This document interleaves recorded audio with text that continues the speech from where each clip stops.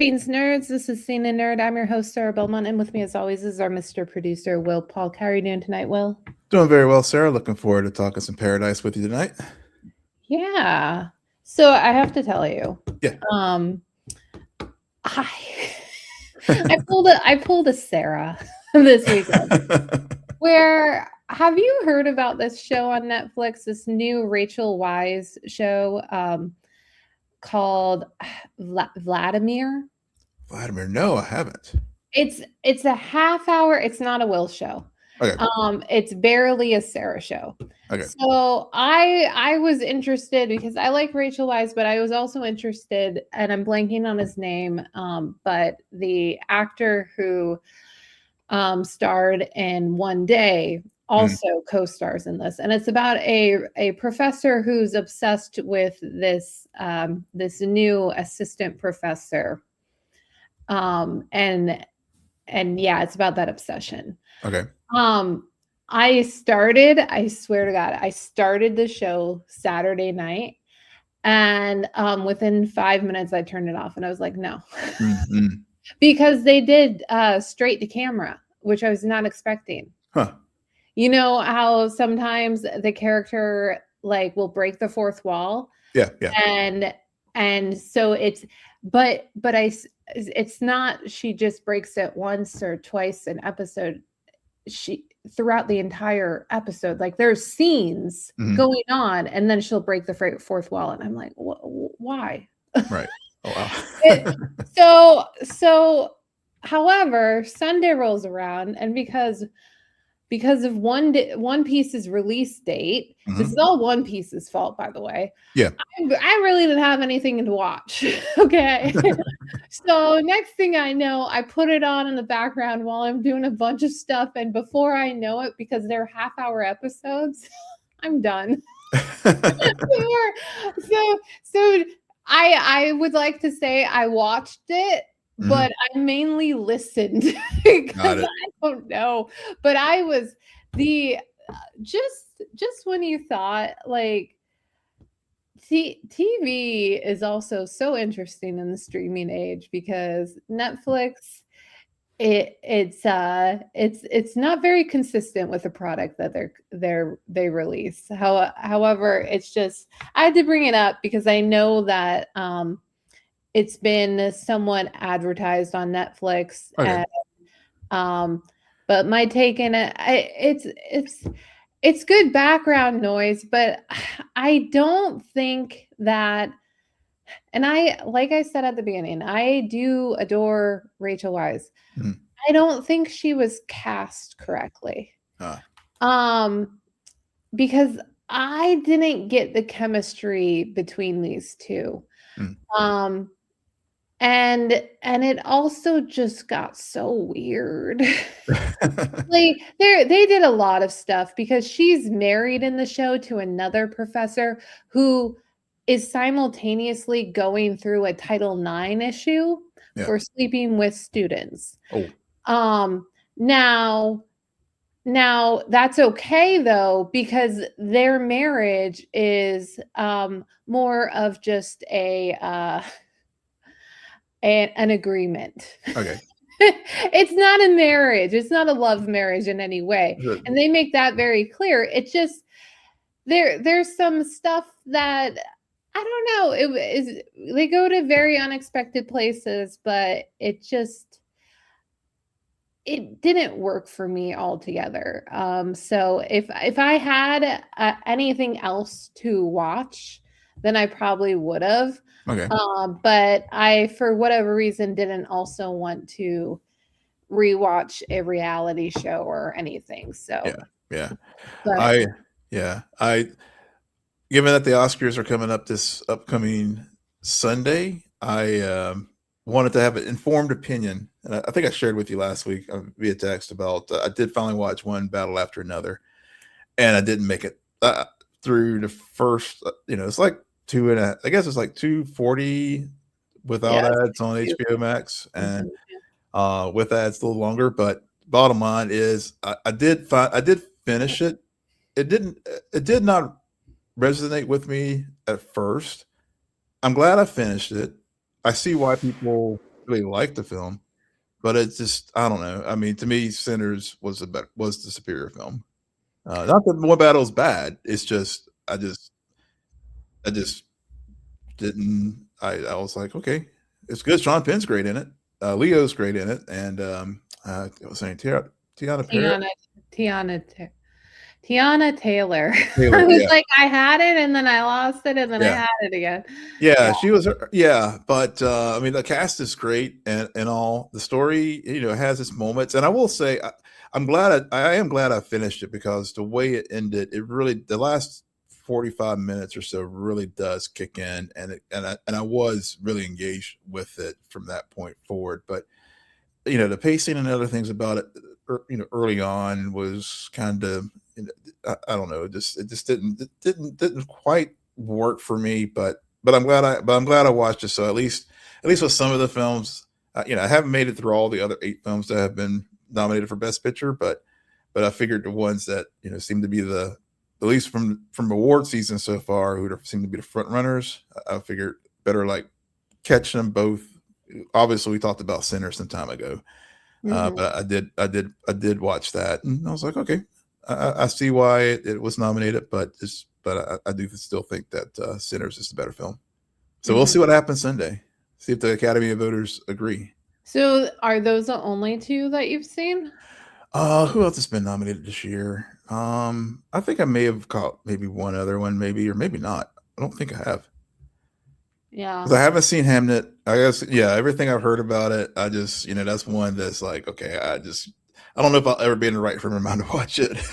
And I know there's some others as well, but is Marty Supreme nominated? I know Marty Supreme, yeah, I think it is. Yeah. That's another one I was hoping to watch beforehand, but I haven't gotten to it. I may try to watch it this week. We'll see. Yeah, in light of Timothy's recent comments. Oh yeah. People are saying that he might have just lost his Oscar, which he might. Well, maybe suddenly I'm questioning because I'm like, I thought like there was an Academy of Voters. I didn't realize that this was determined by public opinion all of a sudden. Yeah. Well, hopefully I can't remember when he made the comments, if it was before or after voting closed on McConaughey's podcast, but but your point is well taken. Yeah. All right. Well, we have surprisingly only one thing to talk about tonight and one episode of it, and that is Paradise Season 2, Episode 5, The Mailman. Xavier meets Gary and learns what happened to Teri on the day. They really need to come up with something else to refer to this. Yeah, it was an extinction level event. That's what it was. Yeah, extinction level event. They really need to hype up the marketing here. Okay, we need to come up with a new word for it. So let's just focus on the past and Gary and Teri's survival of these years. Granted, it starts way earlier than expected as the Cal shooting, the infamous shooter, and the fact that who ends up killing Cal at the end of the first season in the bunker. I forgot that his manifesto had been released. So that was a clue as to a question I posed probably just last week about this show. And why does everybody know? Well, it's not that everybody knows, but there was this manifesto from this crazy person that was released, and so other people cling on to that, and that's what occurs between Ennis and Gary in the opening part of this show. Will, what are some of your thoughts about Gary and Ennis, their friendship, and their formation of this plan of how to survive if in the worst case scenario occurs? Yeah, so we first meet them. We meet Gary. He's just your average guy, mailman. We see sort of a life. They really I like the way they have used this season to introduce the the characters' stories, because first season we focused on the bunker. Second season we are seeing the perspective, as we talked about before, people whose lives changed from the day. And I agree with you. We do got to come up with another term. So listeners, share your thoughts as far as give us your ideas as far as how to refer to the events of the seventh episode from season one. But we see Mulder's route. He doesn't like dogs. He of course comes across Bean and his family, and and it was domestic violence situations there. So, and we see the evolution of Gary getting a little bit more, comfortable as he gets on his mail routes. And then, and of course we see it in the night with Ennis, and of course, with his, first funny thing, I did laugh out loud when I saw his like username on the game console, Norman P. Ennis. And but just their back and forth, and then of course we get the they get into the whole prepper thing, and Dr. Luge again shows up. I'm wondering if he made it through the event, because we keep seeing him in these flashbacks, and of course we saw him in Sinatra this season, and then of course we see the podcast, and you're talking about the volcanic activity that would lead to the end of the world. And him. Yeah. For a moment I was like, who are you talking about? Because there were, I don't know if you had this question. Mm-hmm. And I guess I might be jumping the shark here, but the plan was for 7 people to join. Yeah. Now 7 people, including Ennis and Gary, or so 5 plus them. 5 plus them, because we had the gardener, we had engineer, we had nurse. The nurse, the carpenter, a mechanic, the 2 of them, and then they had a conversation about whether or not to include a protector, whether it be military, cop, or whatever. But then they I think Gary makes the point, well, what if our guy with the gun turns on us? So, which was very prescient in some ways. Well, not prescient, but very weird, given how things ended up. But so my question was, towards the end of the flashback sequences, we have the nurse and Jack, like they go off. There are 2 people missing, and I that stuck with me, where I was like, there's no explanation for at least 2, if not more, of these people and what happened to them. But I don't it just seemed like a hole for me that I could not fill, and so I'm just lost in what I'm trying to explain. But it was odd to me that there was such an emphasis about the number of people, and I get why from a storytelling perspective, because it really, they were trying to explain to you or justify the initial, which led further, but the initial antagonism between Teri and Ennis, because suddenly the plan was this number, this amount of supplies, and all of that. Which, I mean, overall, you've what do you make of Ennis? And because we see a few different sides of him. Yeah. So I guess, first of all, is he a dick? Or is he just a really lonely person who ironically seized an opportunity to make himself not feel as lonely, and then just by his own nature suddenly isolated himself?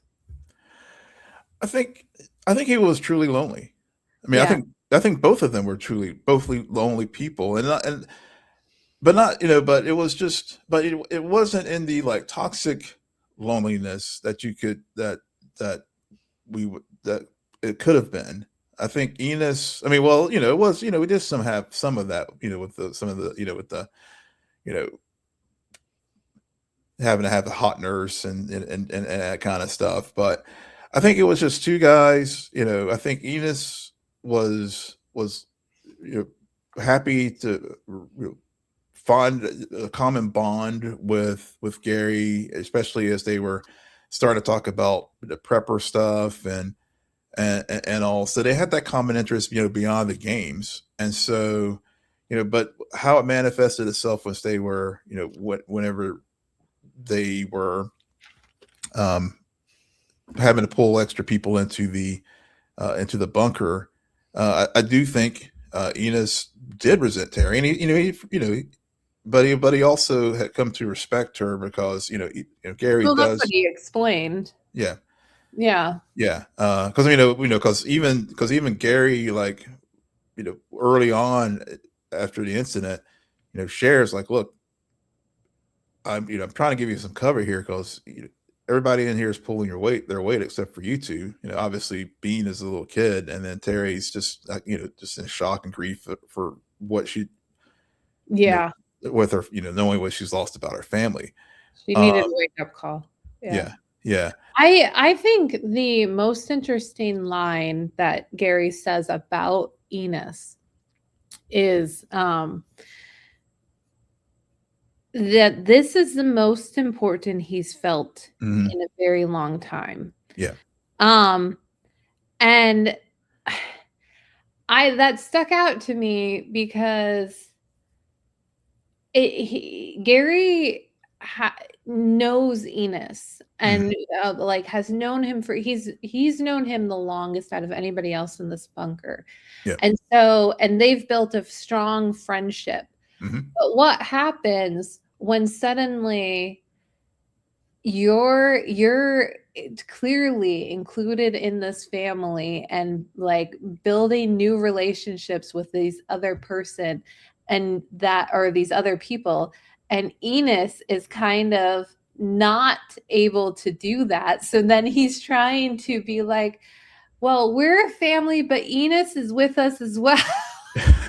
You can't. It was a very thing, and I think that he says it in a way where hasn't felt important, but I think really what he was trying to say is like whether it's friendship or love, Mhm. he's never felt that, and this was his opportunity to get it, Yeah. and he still manages to get in his own way, but he always has Gary.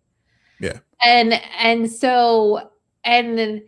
and Enos then watching what potentially over time, this is probably a strong word, but the threat of Terry Oh, yeah. as someone to take him away from, it's very interesting. And I think that between that and Bean, I had the most interest in how I was most surprised Mhm. by the evolution of Enos, ultimately to his demise, but it worked, and I really did appreciate that. Yeah, yeah. I'm glad you brought the fact that about the line as far as feeling the most important it felt, because I read, I also had that same thought that you did, but I also thought it was in respect, it was also could be mirrored back on Gary as well, Yeah, because absolutely. yeah, because I mean, because really it was Enos's friendship that gave him purpose, Yes. because when they had the conversations about the bunker, at the post office, and as far as the fallout shelter, and Gary was like, Gary, like, for example, he's like, I'm, to the point about loneliness, he didn't have anyone, so he's like, you know what, I'll use my pension to like go buy the supplies and stuff to stock this thing, so that when the shit gets real, we will have it. So I think it definitely like cut both ways as far as that comment in the, Yeah. yeah. Yeah, because and it's so interesting to think about the episodes through the lens that they're both technically the same person, yet they're they have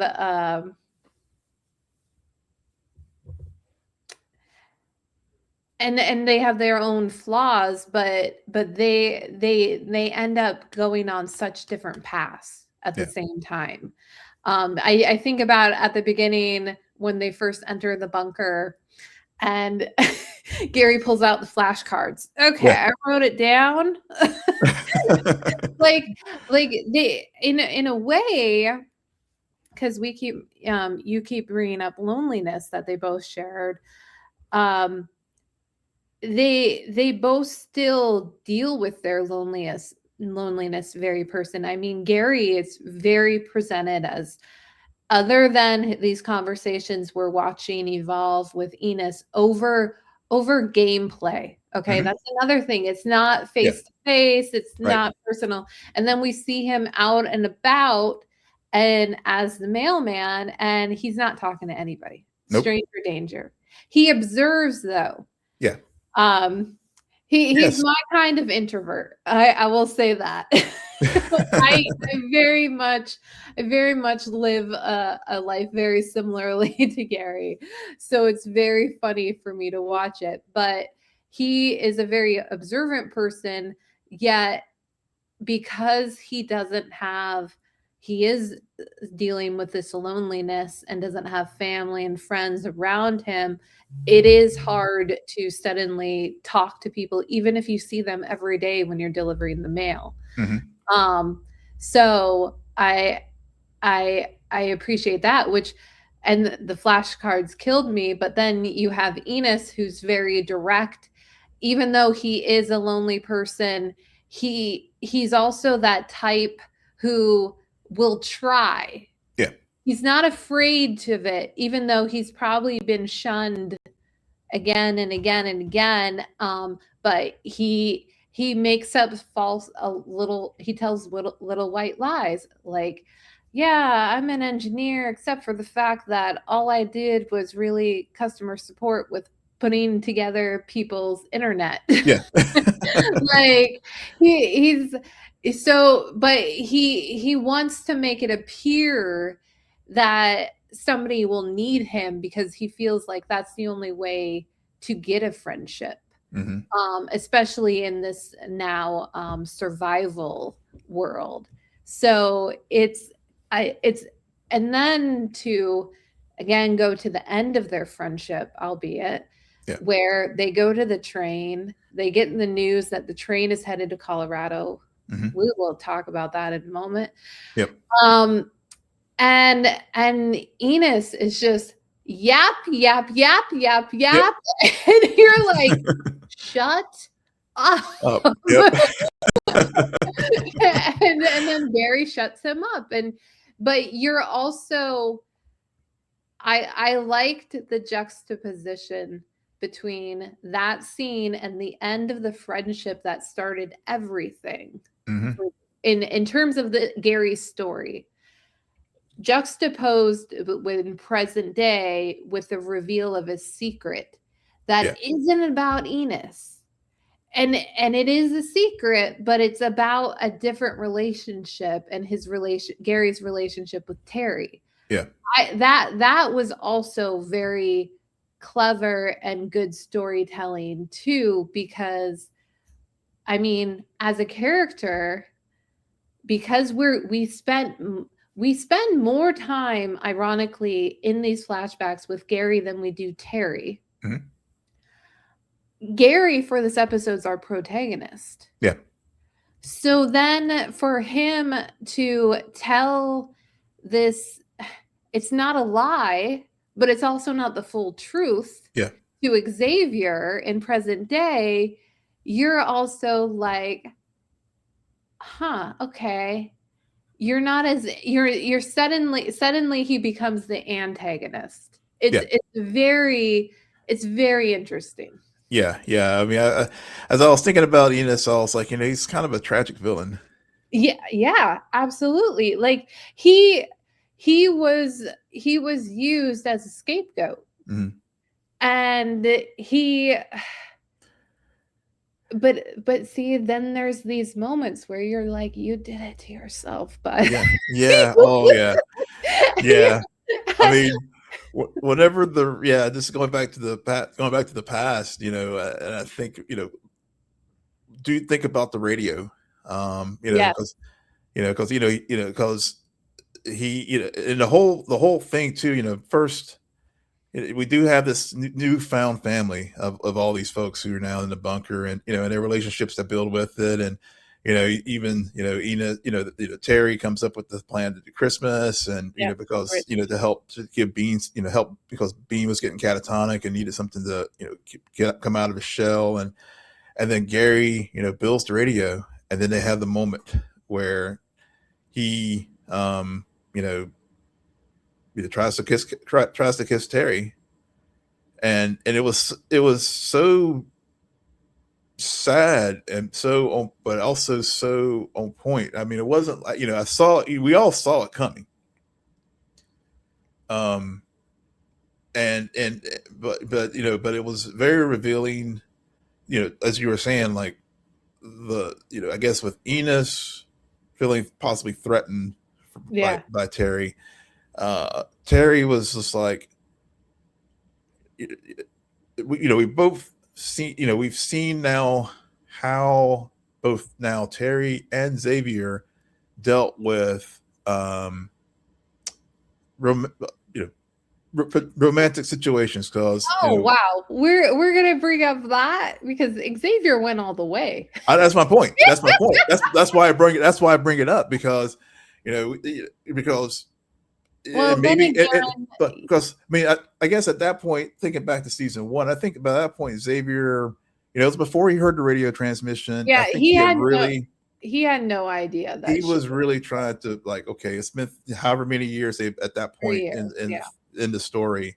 So he was like, okay, I've got to move on with my life. Whereas Terry, we see Terry's situation, and she's like, she's still holding on to that hope that she's still, at the end of the day, I'm here.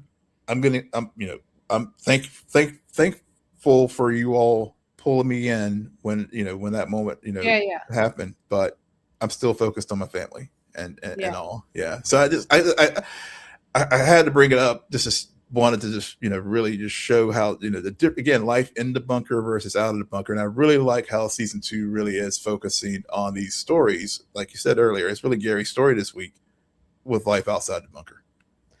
Yeah, I personally, not my favorite moment of the episode. It was so awkward. Mhm. Yeah, I don't know if I could, it was coming, but I didn't want it because I knew she wouldn't Yeah. reciprocate. And Yeah. so I don't want that hurt for Gary. Yeah. Um and plus I didn't get any chemistry between those two. No, no. I mean, it was truly just truly platonic. Yeah, yeah. Yeah. So that's why I was also like, I don't think this was warranted. But then again, we all know how I felt about the hookup that happened in season 1 Yeah. with Xavier. So Yeah. the other person I want to talk about is Bean. And I want to talk about Bean mainly because I don't know what happens with me sometimes, because you've spent years now Yep. talking television with me, and you Yeah. know that I am very much like, kill that person, kill this person. Yeah. But the moment when Bean is out of the van and he is in the middle of the road, I'm like, if something happens to this kid, I swear to God, They're throwing hands. I am going You're to gonna throw some hands because no, You're gonna find no, the I envelope don't and want like, I don't want a casualty of a kid to yeah. allow Terry to survive. Okay. I don't like Yeah. that. Yeah. So thank God that's not what happened. And thank God it was more about a instinct And to go back to a line that Gary tells to Teri later, and it's that I love how he puts it, that he had no instincts. Like he didn't even have the bad instinct because he was just living stranger danger by himself, and that was keeping him quote unquote safe. And so, but he knew with how she interpreted the context of the situation, where you have a kid who says that person who's saying get in the van is not my dad. And like, and then the protection, he sees that, and then he's like, you're a good person. So because you, like me, have looked at this kid who's clearly alone and no one cares about him and just wants to help. So you come to, and that is how she ends up surviving. I think that I'm glad, and this is also very unlike me, I'm glad we had more of the Gary shared that, because even though we saw the moment, I think in hindsight, it allowed us to understand why that moment was so significant, because there was hardly any words. There was a lot of looks, and like what we're saying, not really romantic looks. It was more about seeing someone doing an action that's, then you see yourself in them, and then you're like, I also see the good part of me in you. So you're worth saving, so to speak. And I think that, again, I want to understand the dealings that occurred, because last week I mentioned the fact that Xavier is now caring for a white baby, and we watched this episode, and Teri for the last few years has been caring for a white boy. It's the, like you said, the inverse, this is us. Exactly. It really, again, I want to understand. One thing too, about I'm glad you brought the fact that Gary notes in that moment her instincts, and also the fact that she's going to be a big part of this, because Teri really does, because she, whenever she first introduces herself into the group in the bunker and they're going around, she's like, I'm a myceliologist, and I'm probably butchering the pronunciation, but basically she works on mushrooms, and it truly does become a very important thing, because she develop penicillin, and the diesel fuel that they're going to drive to Colorado with, and all the things. So I think this really did, again, just like we saw with Annie's episode, and even the fourth episode with how how life outside the bunker has happened. People are, at the end of the day, survivors, and will adapt, and everybody still, there's even it was, I was thinking as I was watching the episode, because even with Gary and Ennis like planning their version of their bunker, they had that same kind of planning element that Sinatra and Tharabi had too, and then he saw the he like you said with Teri, at the time he didn't know her scientific background, but to your point, he had, he saw that she had instincts, which in that moment he's like, we need to bring her along with us. As you were talking about like her contributions, the more, when I think about this episode and what we were shown of Teri, because previously we've done a lot of speculation, and from what we have of who she is, from the bits and pieces that we've seen, and there's been a lot of emphasis on Teri and her career.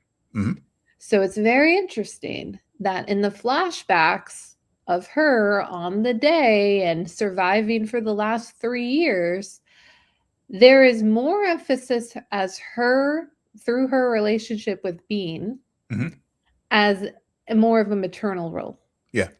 and a caretaker. And also, the another line that resonates when I think about this episode is Gary referring to Bean as our boy. Because in present day, when he's talking to Xavier, he took her and he took our boy. Yeah. Yes. Now, at that point, that's when Xavier stopped liking you. Okay. Yeah. Well, moving on. So it was, I think, to go back to that first moment with the three of them, because she wanted to protect him, and that's what Gary was trying to do simultaneously.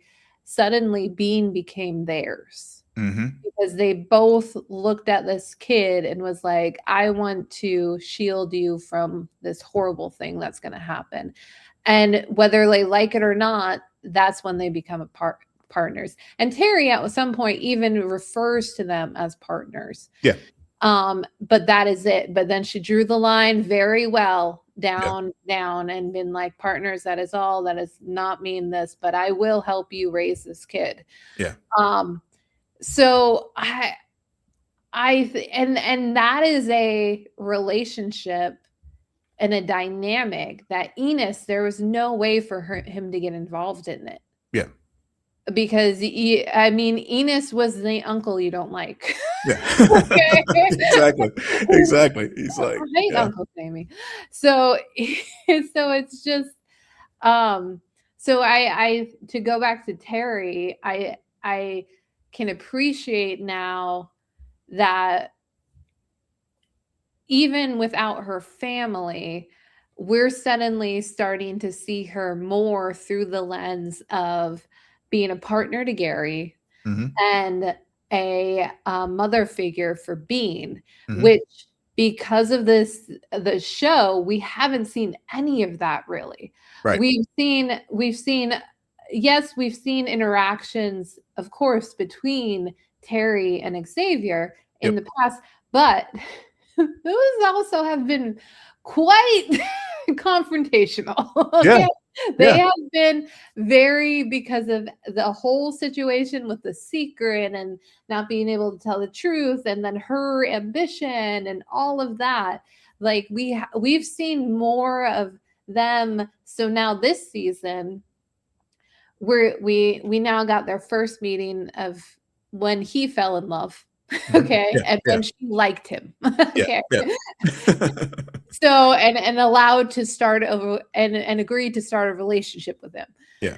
So then now we're seeing her in the future to flesh her out more in that mother and wife mode, but without her family. So, and the same can be said for Xavier. Yeah. Where we haven't really seen him as in that husband role, because we haven't seen them as partners together. So right. Yeah, I mean, the times that we did see it, it was in the parental context of what was going on at the school. So it was that, and a good cop, bad cop kind of thing. So we got some, so we did see, you saw them as a parental unit in that context, but otherwise it has been.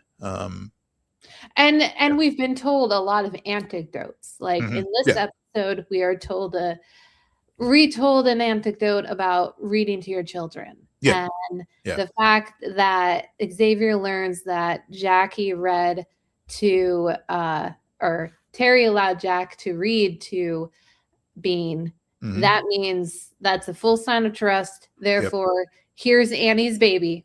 Yep. Let me say that one more time. Annie's baby. Yep. That is the name. First and middle. Okay. Yep. And he, even though he would not let Gary all smile at the kid, which was great. Yep. Oh my God. I appreciate. I'm glad we didn't spend too much time in the present. Yeah.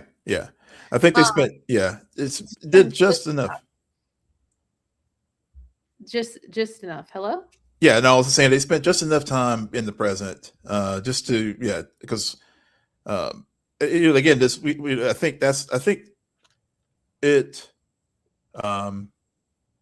because of what the turn that Gary does later. I mean, you really did need to spend that time in the past to really, and it's just like Annie's too. I mean, it was, I like the way they've structured this season where, it does make you, care about these characters, that that have gotten dropped in, and we've lost one, and who knows what's going to happen with Gary when Xavier finds out that he's double crossing him.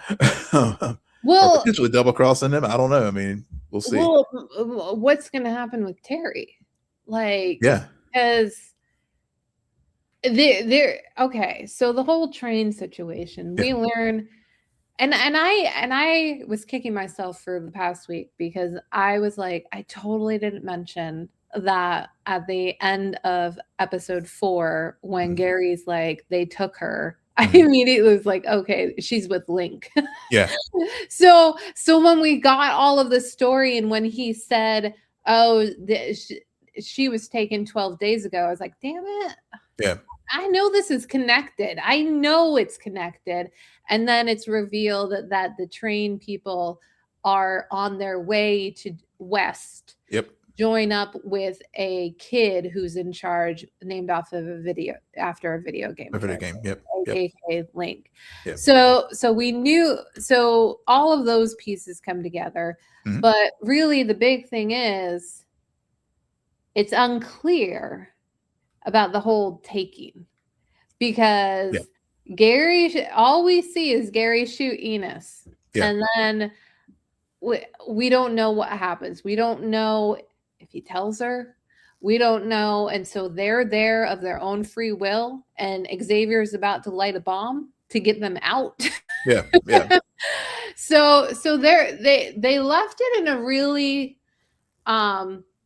it didn't feel like a cliffhanger, but they did leave us with questions. And I think, more importantly, as we continue this season, we're at the halfway point, more or less, is that I want to continue spending more time out of the bunker. Me too.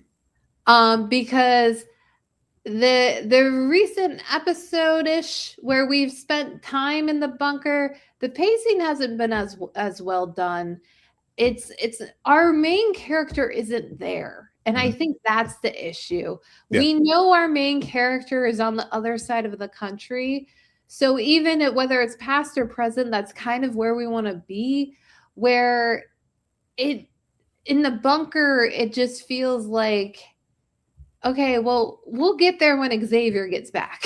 Right. Yeah. We'll get there third season. Yeah.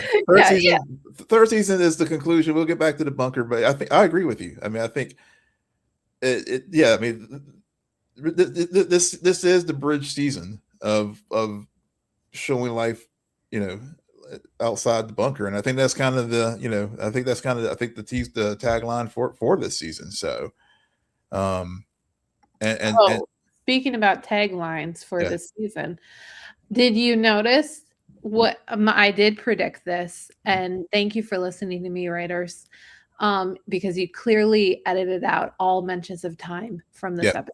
I noticed that. I did notice that. I was talking to before we recorded tonight. I was talking to a friend, and she's also watching Paradise. She's only gotten up to the third.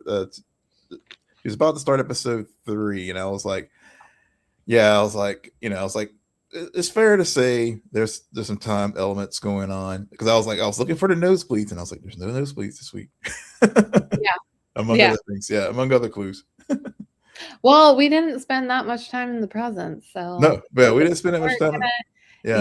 But I don't know if that says a lot about this episode, or how much that word has been used within the last 2 episodes. I mean, there may have been, I think that I want to say there may have been maybe a name check or something, not necessarily, a reference to temporal things. And maybe it was, I guess the link with Link being one of them. But yeah, I think I did notice that as I was watching the episode, there was not the more visual cues that we've gotten in the prior 4 episodes, really. Yeah. Yeah. Anything else about this episode? I mean, I don't think so. I mean, I think we've covered pretty much everything really well. I mean, I know there was the radio, and I know there was Ennis apologizing to Teri. That was the other thing too. One where I I'm glad that I really, the way things were sort of unfolding with Gary. I really at one point was like, whenever Enos was having a conversation about it, he was apologizing, but because my original thought was Gary was actually the one who damaged the radio because of he just didn't want this perfect little utopia that he's built up in his head, like with between him, Teri, and like, and I think you made a good point there. Being their kid. So I was glad that it did. Enos was in fact the one who did damage the radio, because of just the threat that he from day one thought it posed to the group. But also I think there was some elements to it. Well, I guess I think it was more the threat. And the reason why I thought that maybe Gary did it was to your point about not wanting to, have things like end with the with the little unit that they've created here. Whereas Enos would be like, oh yeah, let's get her out of here so I can get my family back, my friend back. Right. Yeah, but yeah, I think I think that was. I think we covered most of the major points, and we'd love to hear folks' thoughts on the episode as well. And on that note, Will, why don't you tell our listeners where they can find you? Yes, you can find me on all the socials at Will M Polk, WILLMPOLK. And you can find me there too at SJ Belmont, SJBELMONT. Please follow our crew on X, formerly known as Twitter, at Scene and Nerd on Blue Sky. Friend us on Facebook, follow us on Instagram and Threads at Scene_N_Nerd. And visit our website, www.sceneandnerdpodcast.com. But most importantly, rate, follow, and comment on Apple Podcasts, Spotify, YouTube, or wherever you get your podcasts. Good night, Geek Out. You're welcome.